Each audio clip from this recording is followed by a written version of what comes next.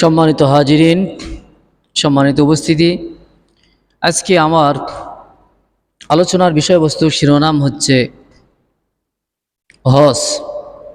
হজ এবং গত জুমার ধারাবাহিকতা হিসাবে শেষে সংক্ষেপে আমি জাকাতের একটু বিষয় আলোচনা করে আলোচনা শেষ করব ইনশাল্লাহ। তবে মূল আলোচনার বিষয় সেটা হচ্ছে হজ। হজ বিষয় নিয়ে আলোচনা করাবো ইনশাল্লাহ।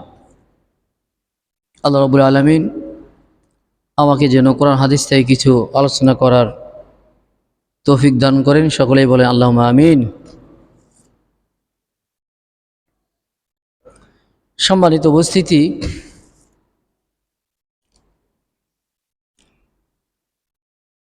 আমাদের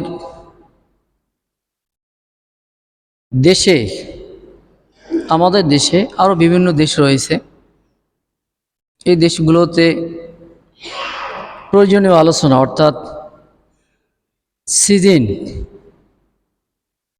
যখন আমরা আমের সিজন আসে আম খাই, কাঁঠালের সিজন আসলে কাঁঠাল খাই, ধানের সময় আসলে ধানের মৌসুম আসলে কাটামারা করি, রমজান আসলে রমজানের হক আদায় করার চেষ্টা করি। এখন আসছে মাসটা কিসের মাস? হজের মাস। তো এই জন্য আলোচনা হবে 3টি মাস হজের মাস।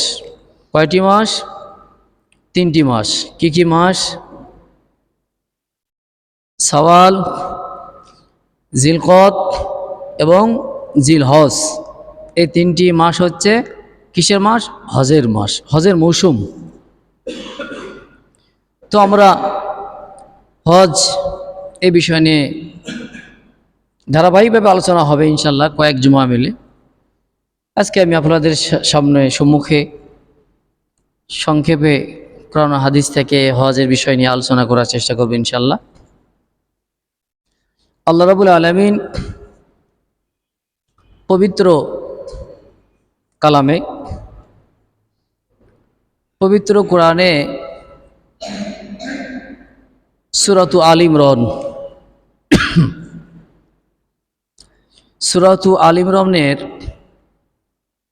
97 নম্বর আয়াত, এই আয়াতে আল্লাহ পাক ইরশাদ করেছেন, ওয়ালিল্লাহি আলান নাসি হিজ্জুল বাইতি মান ইসতাতাআ ইলাইহি সাবিলা ওয়া মান কাফারা ফাইন্নাল্লাহা গনিয়্যুন আনিল আলামিন। আল্লাহ বলেন যে ওয়ালিল্লাহি আলান নাসি হিজ্জুল বাইতি মান ইসতাতাআ ইলাইহি সাবিলা। আল্লাহ বলেন যে মানুষের উপর বা বান্দার উপর আমার এই হক, মানুষের উপর বা বান্দার উপর আমার এই হক। কি হক? মানুষের উপর আল্লাহ সুবহানাহু ওয়া তাআলার কি হক? আল্লাহ বললেন ওয়ালিল্লাহি আলান নাসি হিজ্জুল বাইতি মান ইসতাতাআ ইলাইহি সাবিলা। আল্লাহ বললেন যে মানুষের উপর বা বান্দার উপর আমার এই হক। সে হক হচ্ছে যারা বাইতুল্লাহ পর্যন্ত পৌঁছার শক্তি এবং সামর্থ্য রাখে। কথা বুঝতে পেরেছেন? আল্লাহ বললেন যে মানুষের উপর বা বান্দার উপর আমার এই হক। হক কি? যে বান্দা বাইতুল্লাহ পর্যন্ত পৌঁছার শক্তি এবং সামর্থ্য দুটোইতে লাগবে। শক্তি লাগবে এবং কি লাগবে? সামর্থ্য লাগবে। এ বিষয়ে সংক্ষেপে একটু কথা বলি। সেটা হলো যে আপনারা অনেকেই জানেন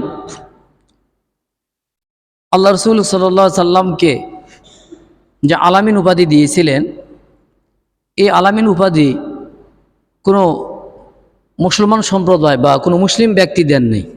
উপাধি কে দিয়েছেন? অন্য ধর্মাবলম্বী কাফেররা তাকে উপাধি দিয়েছেন আলামিন। কারণ তার শৈশবকাল থেকেই তার আদর্শ কি ছিল?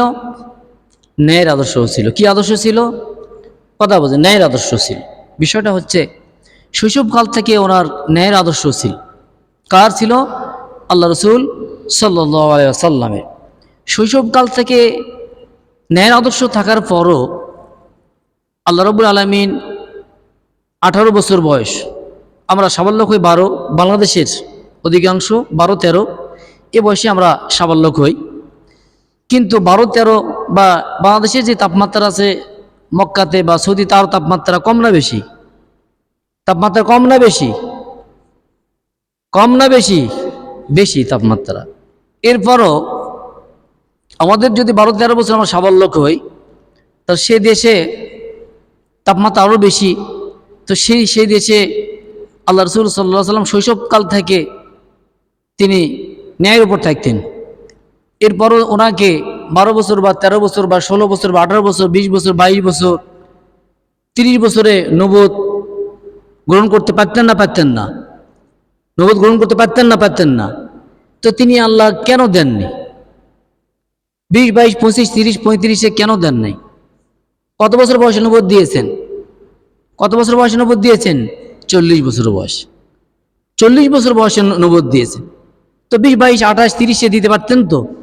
পারতেন তো? কেন দেন নাই?